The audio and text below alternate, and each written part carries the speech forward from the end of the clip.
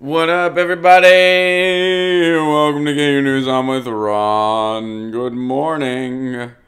Good morning, and how are you today? Oh, good to see everybody. Good to see everybody. You are first, JC. Good to see you. It's Music Monday.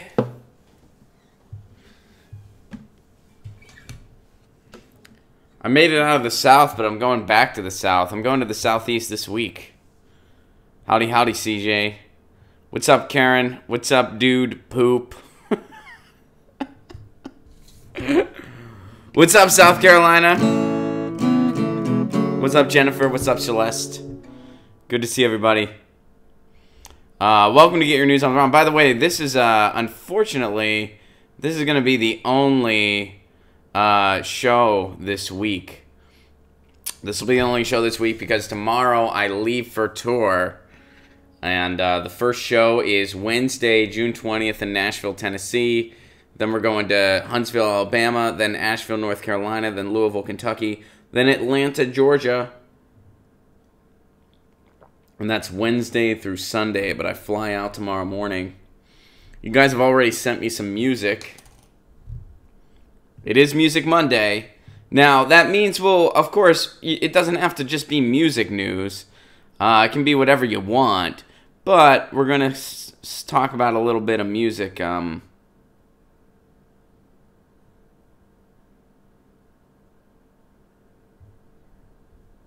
let me see some of the stuff you guys sent.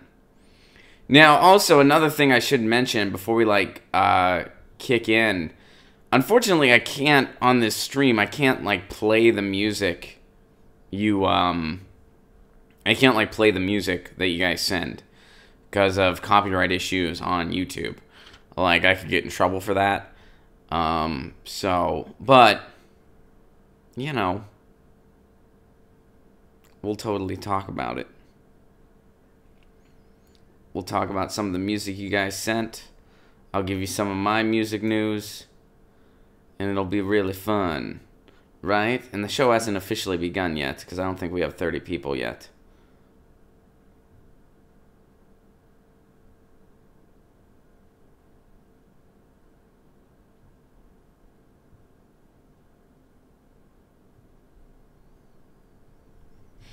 And I scrolled down a little bit too far. Let's see what we're at. Because I don't want to miss any of the music you guys sent. But you guys started sending music this morning, which was freaking awesome. Oh, here we go. All right, I'm at the beginning of it. Sweet. All right, let's see if we're... Let's see. Oh, we're at 30. All right, here we go. Get your news on with Ron. Don't you want to know what's going on? We're getting our news on today. Get your news on with Ron. Don't you want to know what's going on? We're getting our news on today. You can tweet me an article at Ron Placone. Go through it together and make it our own. Get your news on with Ron. Don't you want to know what's going on? Getting our news on today. Yeah, yeah, yeah, yeah, yeah, yeah, yeah. Welcome to Get Your News On with Ron, the world's first viewer-curated streaming news show. Good morning, everybody. Good to see ya. Thank you for already starting to send some music. It is Music Monday, so that means we're going to be talking some music. You can send an article about music if you want. You don't have to. You can send whatever. It's still Get Your News On with Ron. That includes all news. But on Music Monday, we like to shine a nice light on music, which we all love so much, or at least some of us love so much. I love so much. Good to see you, M. Zadi. All the way from Pakistan. Thank you kindly for being here. Did you ever watch Daria when you were younger? I used to love that theme song and some of the cheesy pop like Sheryl Crow. Yes, on both of those. I used to watch Daria all the time when I was younger. And like everybody else, Trent was my hero.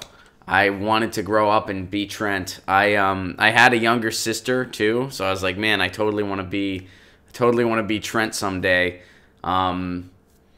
Everybody either wanted to be Trent or had a crush on Trent. Trent was like the dude, man. Trump. Trent was really cool. I said Trump. That's funny. All right. I bet Trent wouldn't approve of Trump. Although I think Trent was pretty apolitical. Trent from Daria didn't really pay a lot of attention to politics. There was one episode that was so funny. Well, there were a lot of... I mean, I loved that show. I loved the show Daria. But there was one episode in particular where Trent's family, they were going out of town for like a week or something.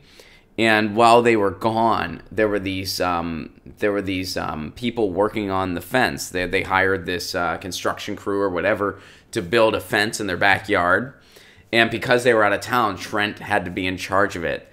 So Trent, and then you found out, like, because Trent's kind of like an anti-authority dude on his own, he couldn't boss these guys around. And they knew that. So they would, like, sit around just smoking cigarettes and having beer and stuff. And Trent would come out and be like, hey, guys, you gotta get to work. And then they'd be like, oh, we gotta get to work. The man is making us get back to work. And then Trent would be all depressed about that. He'd be like, oh, that was harsh. And then eventually Trent just broke down and he couldn't do it. And Jane was like, Trent, they didn't do anything for the fence. Mom and Dad are going to get home. They didn't do anything. And he's like, Janie, I'm sorry. I see them and I see myself. I can't be the man. You know, it was just so funny. Like, he couldn't tell them to work on the fence. So, yes, thank you for that question. And I still do love the show Daria. I think it was on Netflix at some point. I'm not sure, but I caught up on them not too terribly long ago. All right, so let's get to some of the music you guys recommend. TJ, I'm not sure how this Music Monday thing works. Well, you did it right, TJ. You just kind of tweet me your thoughts on music or an article about music or something you want me to check out, and we talk about it. Unfortunately, we cannot listen to it because of parameters on YouTube, but I'm a huge fan of the Mountain Goats. You should check them out. TJ, I too am a huge fan of the Mountain Goats. I love John Darnell. I think he's a brilliant songwriter. I've seen the Mountain Goats 2 or 3 times. Doesn't matter. But they put on a really fun show. They're a really fun band to see live. And yeah, I'm not as fluent in their catalog as a lot of people are because they have so much material. But, you know, I kind of know the obvious, the All Hail West Texas, Tallahassee, those kind of albums. And yeah, really dig the Mountain Goats. Every now and again, I do a music set here where I live in Pasadena at my favorite punk bar in the area called Old Town Pub. And I'll just do like a night of cover songs just for fun. It's just me and an acoustic guitar. And I've done This Year by the Mountain Goats. And I've also done the Best Ever Death Metal Band out of Denton, excuse me. I know those are 2 very obvious Mountain Goat songs to play, but, you know, I play them and I like them.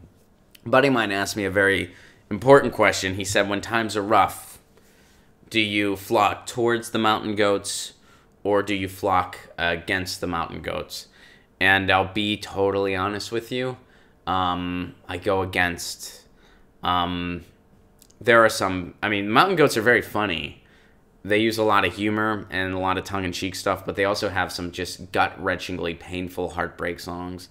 And when I think about some of the tougher times in my life, heartbreak-wise, I've actually not migrated towards the Mountain Goats because it was just too painful. In particular, there's a track called The Mess Inside. When I was going through, you know, some rough times in my life, I could not listen to that song. It was just too... It would have been like, you know, if the wound is open, it would have been like just sticking a fork in the wound. I couldn't. It's such a beautiful song. I mean, it's The Mess Inside is such a beautiful, beautiful song. But in times of toughness, I couldn't even do it. It was just too much. There was other stuff I could turn to, but Mountain Goats was not one of them. And that was a particular interesting question my buddy asked me, and I answered him honestly then too. I just said, you know what? I actually do the opposite. I turn away from the Mountain Goats when times are really bad. Now, I'm saying really bad. You know, like heart got ripped out of your chest and stomped on bad. But anyway, yeah. So I like the Mountain Goats. Thanks for bringing them up. All right, let's see. So, Spillers, Joey sends a group called the Spillers, and they have a 3-track album. He describes this as mid-30s Mainers. I guess that means people from Maine. If that means something else, I don't know what that means, but I'm assuming it means they're from Maine. Playing late 90s emo in 2018, catchy as hell. Awesome. You know, I'm always looking for new stuff to get into, and late 90s emo I really enjoyed, or at least what they called late. I think as far as emo goes, no one actually knows what it is. We'll never know. But I will check this out. Thank you. Now, all the stuff that you guys have sent in, what I do is I take screenshots of all the music you suggested, and then we talk about it on my music podcast, 5 Chords and the Truth, which will come out later today. And then... Well, let's get through this first, and then I actually want to talk to you guys about something else, a little bit of housekeeping, if you will. Nicholas, Artificial Selection by Dance Gavin Dance. I've never heard of that, nor do I have any guesses what kind of music Dance Gavin Dance would be. So I will totally check that out, and thank you for the suggestion. Let's see here. Let me try to get to everybody. Some of these are just responses to other tweets I've made. I don't want to go through all that.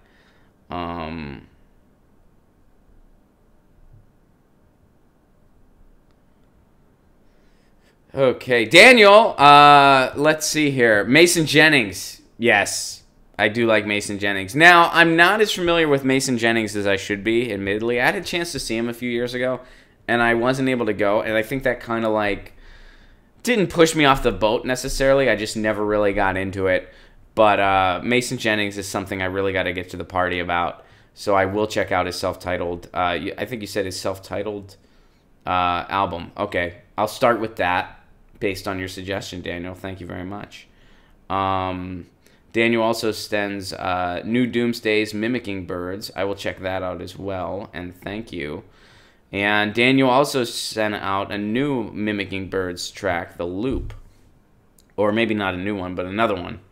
I guess I have no idea if it's new or not. It was the second song by the band Mimicking Birds. Let's see here. And I think that might be... I think we might have got it all. All right. We have some music news.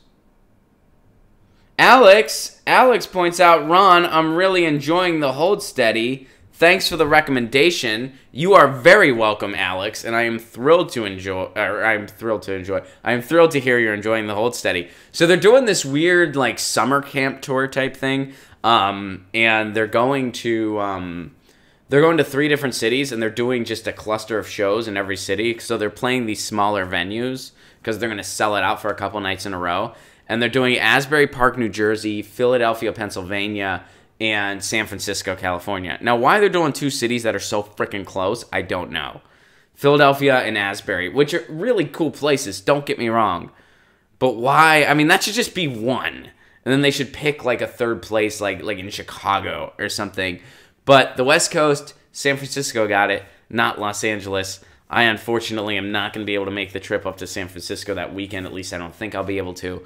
And I think the shows are already sold out anyway, so I'm kind of bummed out about that. And I'll give another recommendation because, and I'll stay true, you know, every Music Monday so far I've worn a t-shirt. This one is no different. I'm wearing a t-shirt of a band called Death. This band is called Death. Who were they? They were a proto-punk band in Detroit, Michigan in the early 70s. There's a documentary about them now called A Band Called Death, or, well, I think the whole title is Before the Sex Pistols, There Was a Band Called Death.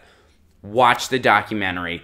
Basically what happened is, back in the early 70s, there were these 3 guys in Detroit, and they were 3 black guys, and they were playing intense rock and roll music that one could argue was pretty punk rock before punk rock was even a thing.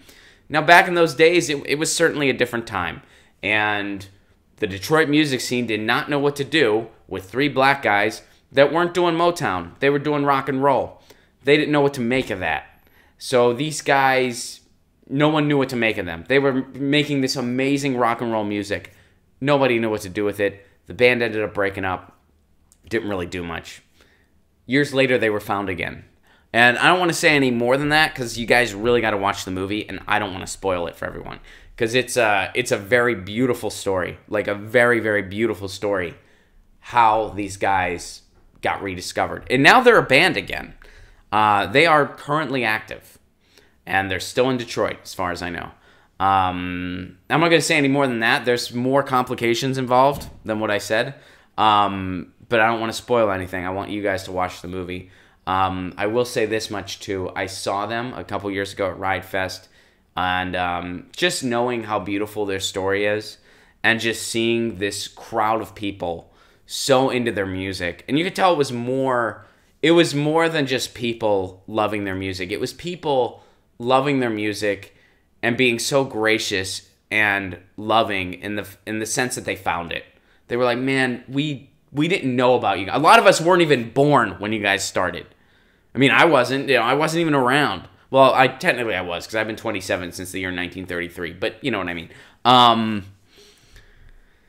And it was just this beautiful moment of all these people just so happy. And before they got on stage, people were talking about the film, like just in the audience. They were like, "Did you see the documentary? Yeah, it's such a beautiful story. I know." And when you hear their EP, their first EP, which is this right here, and you realize that this was going on in the 70s, and they were playing. I mean, this is the type of stuff. If it came out today, people would be like, "Whoa, this is some really gnarly power trio punk rock stuff." But they were doing this in the 70s. I mean, it just gives you chills. And every time I listen to that EP, it's a 7-song EP, and it's perfect. And it's so freaking good. Check out Death, and please watch the documentary about them if you haven't already. I'll go to the chat before we go to some of the articles you guys sent in. See what y'all are saying. Good music comes from Detroit. Jennifer, I totally agree. Same happened in the techno scene in Detroit in the late 80s. That's interesting. I don't know anything about that. I don't know any. I mean, I know Detroit in general is just such a beautiful, beautiful city and such an amazing cultural mecca. And it's really, I didn't think of this when I put this T-shirt on this morning, to be totally honest with you. But Detroit's been on my mind a lot lately because me and my girlfriend are considering buying a house in Detroit. We're not going to live there, but we're considering. It's weird I'm sharing this with you guys, but me and my girlfriend are considering investing in property in Detroit. I tried convincing myself I was into punk in high school because all my friends were into it. It never really worked. Hey, Balthazar, music's subjective, and some people just don't connect with certain things. A lot of metal I just don't connect with, and a lot of my friends are metalheads, and I respect it. I know that it's great music, but for some reason I just don't connect with it. It's hard, and I'm a punk guy. I can see how some people just don't connect with punk, and sometimes no matter how hard you try, you're just not going to. It's one of those things. TJ, Graham Elwood said he was coming to Seattle this summer. Are you going to be there with him? And if not, are you going to be in Seattle anytime soon? I'm not going to be in Seattle when Graham's there. That's a different thing. That's not our progressive comedy tour. Not all of our tour dates are together. And unfortunately, I will not be in the Northwest at that time. I will be in Portland at the end of June with Jimmy Dore Show. I will be there then. But and I am trying to get to Seattle either with Graham or on my own at some point, either in the fall or winter. But as of right now, I don't have any plans. But I will be announcing some more fall tour dates pretty soon. We're going to kind of look at the calendar, see what else we can lock in there. And yeah, Seattle might very well be on the list. But still working on all that. Let's see. Daniel gave a shout out to Bad Brains. Good call. Bad Brains. Another very early all-black punk band. Death came even before Bad Brains. But Bad Brains are freaking awesome. Let's see here.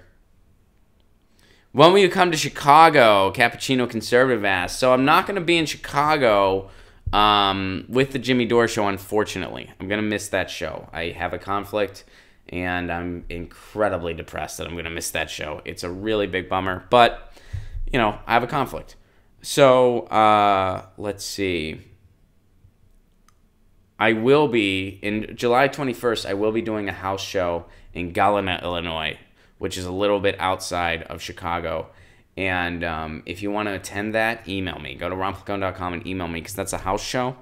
So email me. And then as far as Chicago proper, I don't know. But hopefully very soon. Garden Gnome gives a shout out to TV on the Radio. Yeah, great Chicago band. Love it. Let's see. Cool.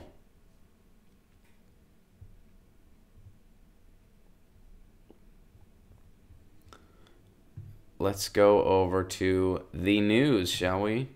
And here's some music news from Celeste. So we're starting out with a little bit of music news for this Music Monday. And I'll give it a Get Your News On With Ron retweet. Because, you know, that's how we roll. Let me move this over a little bit. There we go. Like it. Chris Cornell's daughter debuts their Prince duet. Chris Cornell's teen daughter paid tribute to the late rocker on Father's Day with a duet of them singing a Prince hit. Aw.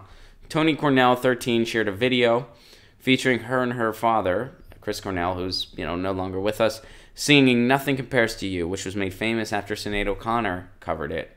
The team posted it on Cornell's YouTube page with a note that read, "I love you and miss you so much. You were the best father anyone could ask for." Aw. Sheesh.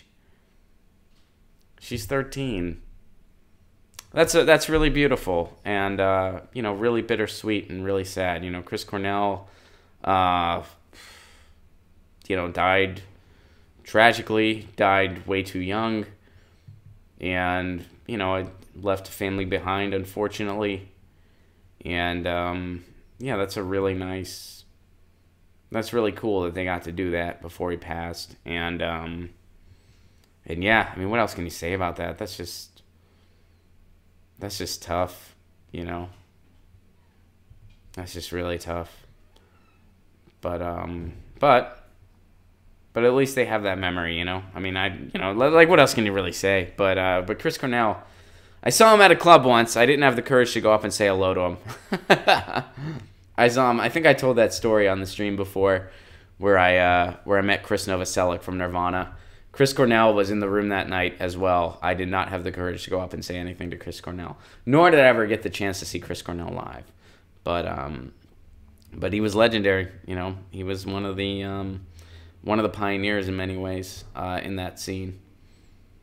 All right, so let's go to something else. Oh, we got another music one. This is from James.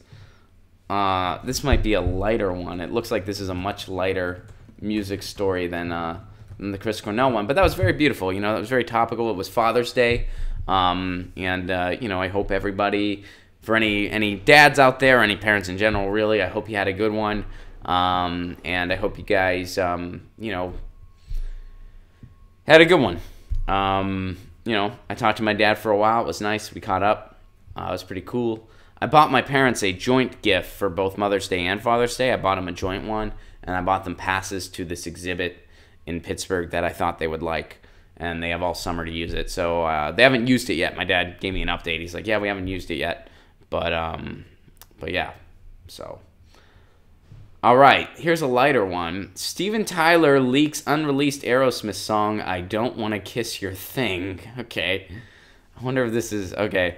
On Joe Rogan's podcast last week, Steven Tyler let it slip that the original lyrics to the song "I Don't Want to Miss a Thing" may have been profoundly different than the song we have come to know. After some deep web research and a few house calls in Maui, this blog was granted exclusive access to a portion of the unreleased song. Below is the leak from Joe Rogan's podcast, followed by the clip of the unreleased songs. It appears that the original version of the song was actually about Steven Tyler's refusal to, quote, "kiss your thing," which, by the described stink, must surely refer to a gentle lady's private parts. Following the revelation of the unreleased track, DJ Khaled commented that he too does not kiss it. "I don't want to kiss your thing." Okay. That's weird that it's such... I wonder if this is real. Yeah. This might kind of be a joke, but it's a funny one. Yeah, given that it's such a power ballad song, that'd be weird if those were the actual lyrics and it was just a kind of juvenile song about fellatio. But thanks for sharing, James. That's kind of funny. I like it. All right. Let's see. That's a much lighter story than the first one, huh? Much lighter. And to be honest, I'm not a fan of that song either. I'm not a fan of I Don't Want to Miss a Thing. I thought it was a little... it was just kind of too cheesy, I thought, and it was not the best. It just wasn't a great representation of them. I mean, it was Aerosmith's really great at the power ballad, but in my humble opinion, I Don't Want to Miss a Thing was sort of contrived compared to something like Crying or Amazing or Living on the Edge, or even like, I mean, Dream On's not really a power ballad, but I don't know. You get the idea. I just thought I Don't Want to Miss a Thing was kind of a contrived, more easily digestible version of those songs, and I just think those songs are just, I prefer them a lot.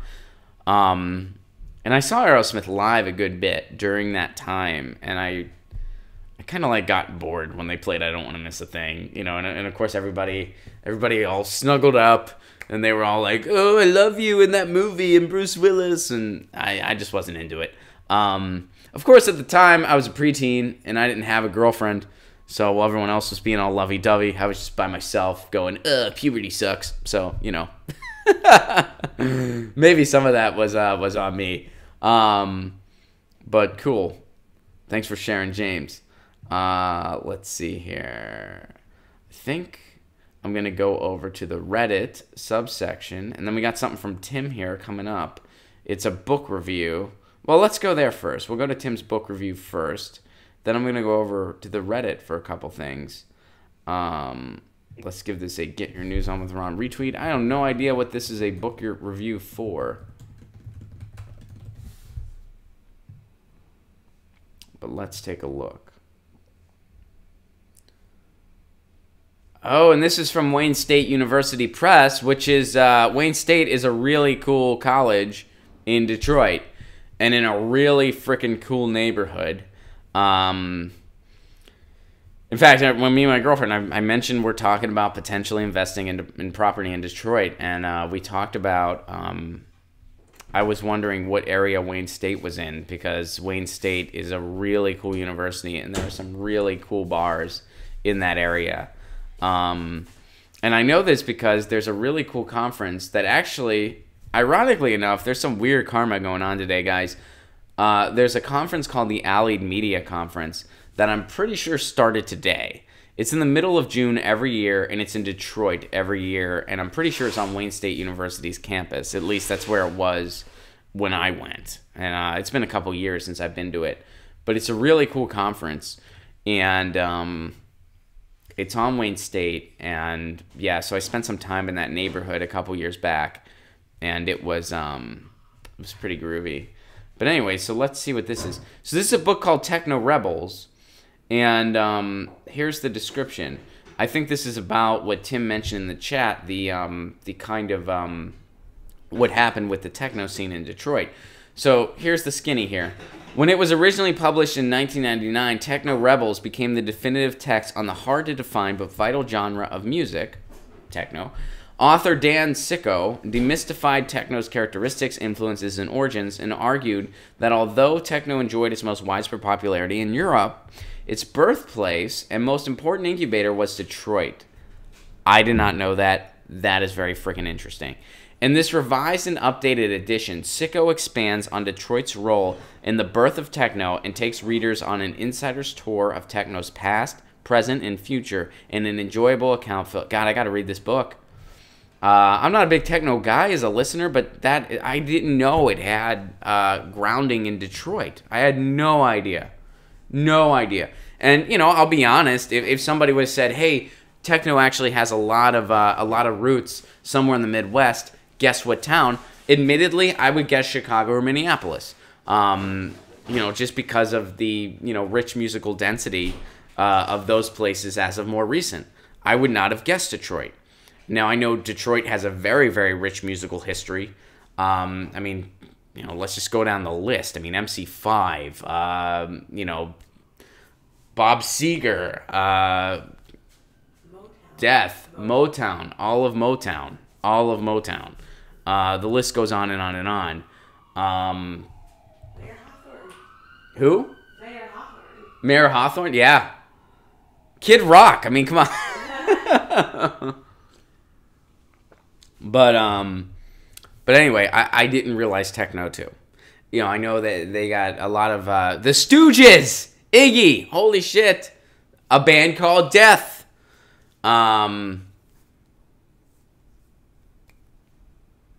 You guys get the idea. I mean, now I'm like drawing a blank, even though there's 1,000,005 Detroit bands like right onto my tongue that I'm just like not, but like none of them are coming to me. But you get it. Motown, punk rock, hip hop. Detroit has a very rich hip hop scene. Eminem, Insane Clown Posse. Dre spent some time there, I'm pretty sure. Anyway, let me get back to Techno Rebels begins by examining the underground 1980s party scene in Detroit, where DJs and producers like the electrifying Mojo, Ken Collier, The Wizard, and Richard Davis were experimenting with music that was a world apart from anything happening in New York or LA. He details the early days of the Belleville Three, Juan Atkins, Derek May, and Kevin Saunderson, who created the Detroit techno sound and became famous abroad as the sound spreads to the UK and Europe. In this revised edition, Sicko delves deeper into the Detroit story, detailing the evolution of its beginnings, the role of radio station WCBN, and the emergence of record label Ghosty. So they had like a really big techno label right in frickin' Detroit. Sicko concludes by investigating how Detroit techno functions today after the contrived electronica boom of the late 90s. Ultimately, Sicko argues that techno is rooted in collective dreaming of the city of Detroit, as if its originators wanted to preserve what was great about the city, its machines, and its deep soul roots. Techno Rebels gives a thorough picture of the music itself and the trailblazing musicians behind it, and is a must-read for all fans of techno, popular music, and contemporary. Yeah, I gotta read this book. Thank you, Tim. Techno Rebels, guys. Techno Rebels. Take note of it. I retweeted the book description. You can get it straight from Wayne State University Press. Or you could probably get it at a library, I'd imagine. And yeah, that's awesome. Thank you for that, Tim. Very much appreciated. We got another book suggestion here. So we'll go here. Then I'm going to go over to the Reddit subsection. This is from Dave. David, thank you for the suggestion, or David rather. I'm sorry.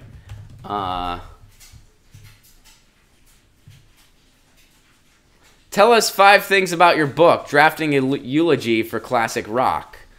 By the end of this year, Mick Jagger and Keith Richards will be a combined 150 years old. While it might be foolish to bet against the Rolling Stones touring in, say, 2025, I wouldn't bet against it, though. I really wouldn't. All right, well, they're saying it might be foolish to bet against, yeah. There's little doubt that the genre of classic rock, its practitioners, its fans, its clout, is in steep decline. To write Twilight of the Gods, Stephen Hayden, who was born in the late 70s, spent time immersing himself in the music he loves. He listens to the albums, attended concerts, read canonical books on the subject, and generally mused on questions like, why is classic rock a lifestyle as much of a form of music? I like this. So the book is called Twilight of the Gods. I'm going to turn it over to the chat, because this has been a debate I've been having for years. Literally for years. Is classic rock a genre or a time period? And I'm going to go to the chat in a few minutes. I'll answer it first. I say time period. There was a lot of different genres going on at that time. There was folk. There was prog rock really started. There was, metal really got its legs.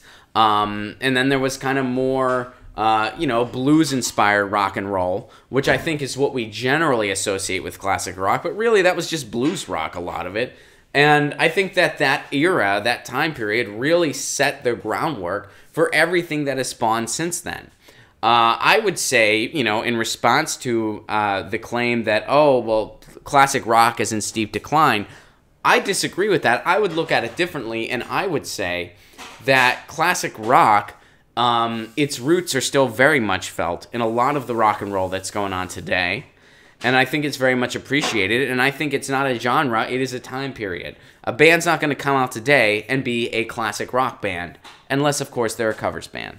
That's my opinion. Now, the argument could be made the other way around, that it is, in fact, a genre. I'll see what you guys are saying. Alright, so, can it be both?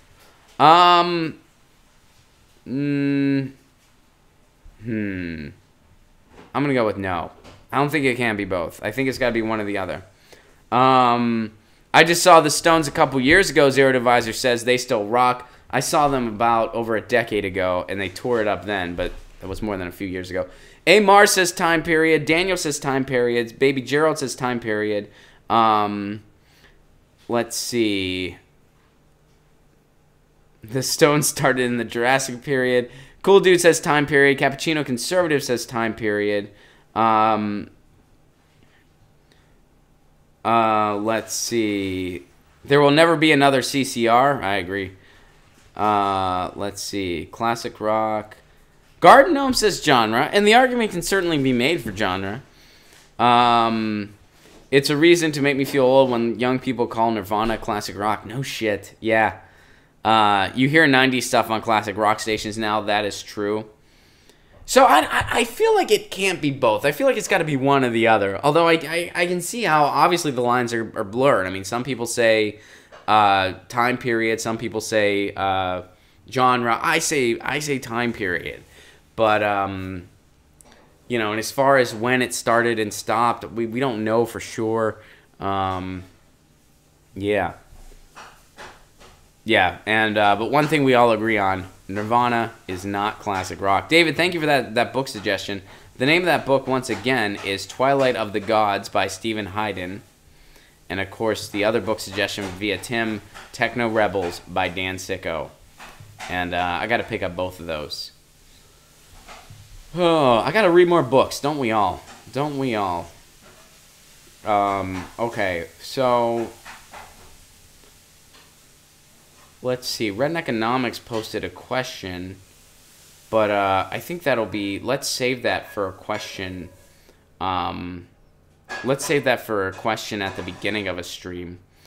Here's a video that was submitted by Feline Byline.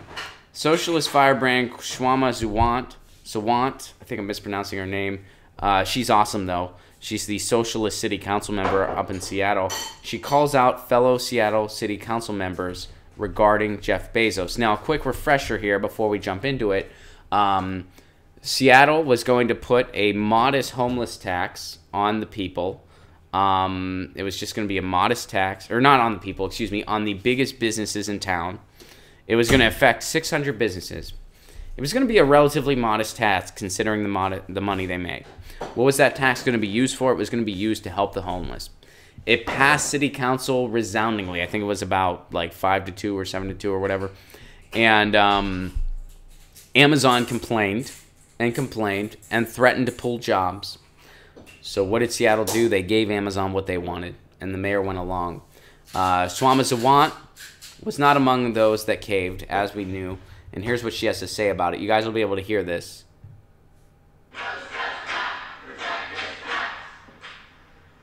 Councilor Swant, you have the floor.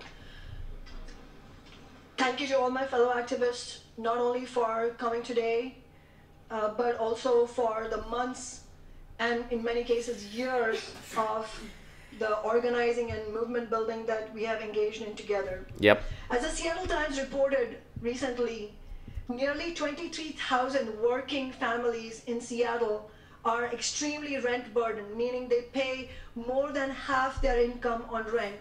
And as one of my union sisters said today, who are these people? These are custodial workers, grocery store workers, educators, cafeteria workers, administrative workers. Basically, we're talking about all the working people who go to work every day and make the city run, and without whom this city would come to a standstill within hours. Yes. Yes. We know that rent is skyrocketing. The median home price is now well over $750,000. Jesus. Real change That's was here today in insane. City Hall, ringing the gong for hours to indicate our thousands of unsheltered neighbors. Women in Black report that already this year, at least 53 people have died simply because they did not have shelter. The Democratic Party establishment, which controls this city, has presided over this crisis over decades. This is not a crisis that happened in a day or a month or a year. This has been decades in the making. They have let it worsen with no real solutions. And we know, not only from our knowledge of economics, but we know from common sense, from the status quo, that the only solution to address the affordable housing crisis is for the city to build social housing, which is publicly owned, permanently affordable housing. And we also know that it is completely rational, and the only idea to raise revenues is to go to those who have not paid anything close to their fair share. Yes! Big business. Yes! So in the face of decades of inaction by the elected leaders of the Democratic Party, our movement, composed of ordinary people, renters, housing activists... Why can't the entire city council just look like that? Our movement from the Why can't everybody be like her? We got organized, and we built the People's Budget Struggle last year, through which we brought 400 people to the public hearing who spoke with one voice. City Council, do your job, tax big business so that we can begin to address the affordable housing crisis. That night, we engaged in peaceful civil disobedience in an overnight occupation of City Hall. It was because of our courage, determination, and our strategies and political clarity that we then finally came to that unanimous vote on May 14th. It was because of our leadership as a movement, not the leadership of the politicians of the Democratic Party. And now, then what less than happened? a month after that unanimous vote, these council members are going to overturn that hard-won victory of our movement. No doubt, there were several council members who worked on this, but I don't think this is in any way an appropriate moment for council members to be patting their own backs about the work they did. Yeah, damn! And in fact, in many cases, thousands This of is a activists fireside have chat on year steroids, after baby. Decade after decade, Yes. some social change. It is their political leadership that leads this way. And now, in lightning speed, with zero accountability to our movement, zero accountability to renters, zero accountability to the majority of the people in this Seattle who are reeling in this acute affordable housing crisis, these council members are set to destroy within a day's time what hundreds of us spent months fighting for. Why? Why are they doing this? What has changed? The reality is, all around the country, there is overwhelming support for making the tax structure more progressive and making big business and the rich pay their fair share. We have actually, throughout this struggle in Seattle, been hearing powerful accounts from working people and the labor movement in many other cities around the country and even in Canada, who are inspired by this fight to tax Amazon in Seattle and want to do similar things in their cities. Right after we passed our tax, the mayor of Mountain View, California said, shouldn't we have a Google tax in the cities in the Bay Area? What is different in Seattle? Are we expected to believe that Seattle is somehow now more conservative than the rest of the country on this issue? Of course not. Seattle is more progressive and has had a history of being more progressive than the country at large. What has happened In their mind. There has been a tsunami of propaganda from big business, lies and distortion and misinformation. And yes, it is true, it has had a temporary effect on the public opinion. But I have a news flash for this council. This was never going to be easy. It is no surprise in any way whatsoever that big business has launched a campaign of lies and distortion. This is what they will do. To quote Tim Harris from earlier today, any progressive measure you talk about, you will find big business opposing it. So Why is the council stunned that this is happening? This is exactly the kind of onslaught of lies and distortion and misinformation that came at us when we began building the 15 Now campaign.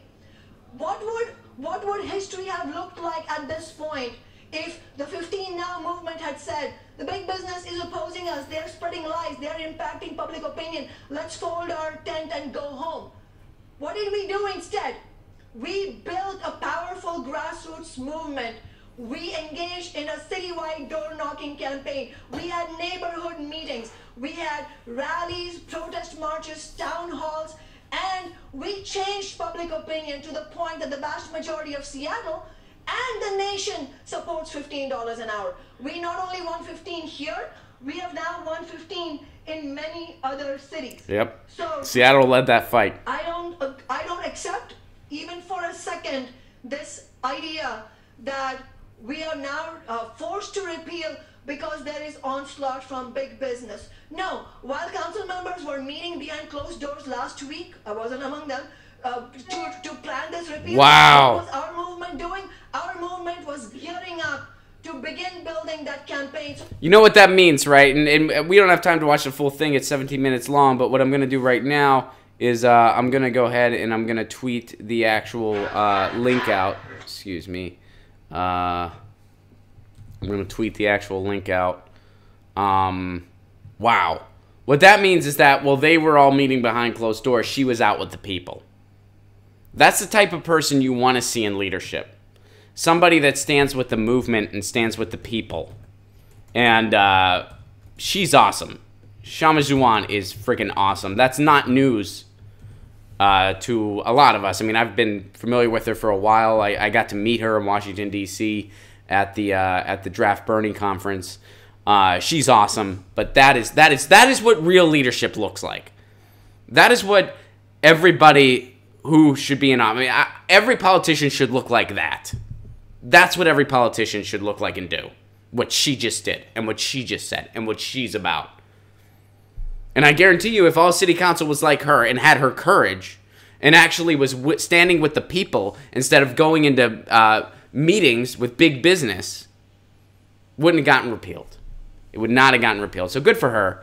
And she's right. Seattle has led the battle on so many issues. No, is Seattle perfect? Far from it. You know, I used to live in Seattle. I have a lot of love for that city. But Seattle, just like a lot of other places, you know, you get there and you find out, man, a lot of our laws are not quite as progressive and helpful to poor people as we thought they were. And Seattle's guilty of that too. Big time. And so is Southern California, where I live. So is even San Francisco. I mean, and I think that really speaks to the rot of the Democratic establishment. Because, you know, you go to these places and you think this is kind of the progressive utopia in the States, and you find out in a lot of ways it really isn't. In some ways it is, yes, but in many ways it isn't, especially when it comes to economics and class. And that's something Seattle's been guilty of for a while now. And I'm not trying to single out Seattle or badmouth Seattle, because that can be applied to, as Daniel pointed out, Portland too. That applies to Portland. That applies to Los Angeles. That applies to San Francisco. That applies to New York City. So, you know, I'm not trying to single Seattle out. This story just happens to be about Seattle, so we're talking about them. And I love all those cities I mentioned. I love all of them. But, you know, we got to recognize these structural flaws. Because, you know, we're supposed to be some of the examples, right? Let's see here. David says, not all musical, but I hope you'll check out Hedges' Truth Dig article today on Bernie the Sheepdog. Tweet it. We'll talk about it. We're almost out of time, but tweet it and we'll talk about it. Balthazar, have you seen the Ocasio-Cortez-Crawley debate? 100% worth doing a segment on. My mother in New York District 10 got her absentees ballot rejected due to all the candidates are running unopposed, including Jerry Nadler. I've not seen that debate, but I really hope Ocasio pulls out a victory here. I really do. I want to see her win.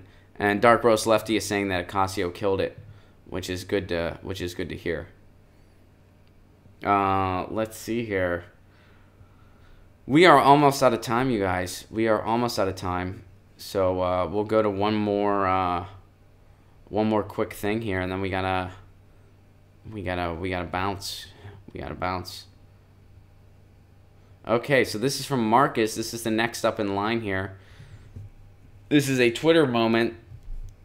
President Trump directed the Pentagon and Department of Defense to oversee the creation of a space force. The U.S. President has directed the Pentagon and the Department of Defense to oversee the creation of a sixth military branch and will be, quote, separate but equal to the Air Force. Okay, so is the military branch then a space force? Is that what it is? Yeah, we're going to have a space force. Okay, so there's a sixth branch and it's a space force.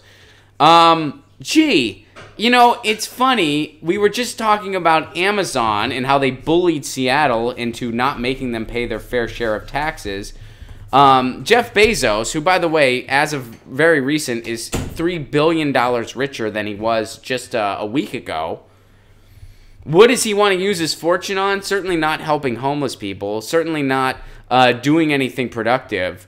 But he wants to explore space, just in case there's any alien labor he can exploit. And who doesn't get along with Jeff Bezos because of their rich person measuring contest? Donald freaking Trump. So what is Donald Trump doing now? Having a space force. This is just a bunch of plutocrat billionaires having a measuring contest. And there's some people in this country that are big enough suckers to think that one of those entities are on their side. There are suckers here that think Jeff Bezos, because he thinks Trump's bad, is on their side. And they suffer from Trump derangement syndrome, so they think he's actually a guy of the people. He's a Democrat. Even though he'd rather have his employees use diapers instead of giving them a reasonable route to make while they're driving a truck for him. He'd rather have his employees go out of a warehouse on an ambulance than give them proper air conditioning. Meanwhile, he has billions. He has a bigger fortune that's remnant of ancient Egypt as far as wealth disparity goes. And on the other side, there are people with Trump denial syndrome that think Trump is actually some outsider that's on their team, even though he's been pretty much playing the establishment game since day one. Have there been a bright spot here and there? Yeah, the North Korea thing, that was a bright spot, sure. But for the most part, he's just another warmonger, plutocrat billionaire in a club that you and I are not in. So if you pick a side on Jeff Bezos versus Donald Trump, it better be the side of we the people, meaning neither of them are on our side. And this is what's wrong with the system. Donald Trump's going to use more tax dollars for a space exploration. Why? Because he wants to have a measuring contest with Jeff Bezos. These are rich people beyond our wildest dreams, using this country as their playground. This is a game to them. It's a game to them. And there's people that think either one of them are on your side. Guess what? Neither one of them are on your side. Neither one of them are on your side. Neither one of them are on your side.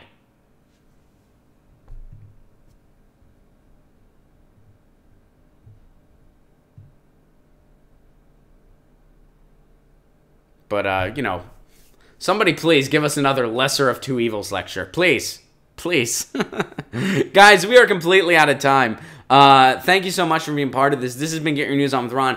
A little bit of housekeeping. Okay, I got to bring up a couple things before we jump off here. And thank you for bearing with me. So, this is my last show for the week. I'm going on tour starting tomorrow. Where are we going? Funny you should ask. June 20th, Nashville. June 21st, Huntsville, Alabama. June 22nd, Asheville, North Carolina. June 23rd, Louisville, Kentucky. June 24th, Atlanta, Georgia. You can get tickets at ronplacone.com. Want to go to those shows for free? Become a patron. Patreon.com/ronplacone. A pay-what-you-can level. You can give $1 a month. You get all kinds of exclusive content. You get notified about house shows and other shows. And you get to go to any of my shows free of charge. You get to be on the guest list for any of my shows. Celeste, thank you very much for the Super Chat contribution. Thank you very much. Also, another show announcement. The next Politics Night at the Dojo for all my LA friends is June 27th. That's Politics Night at the Dojo at the Sycamore Tavern. That's at 8 p.m.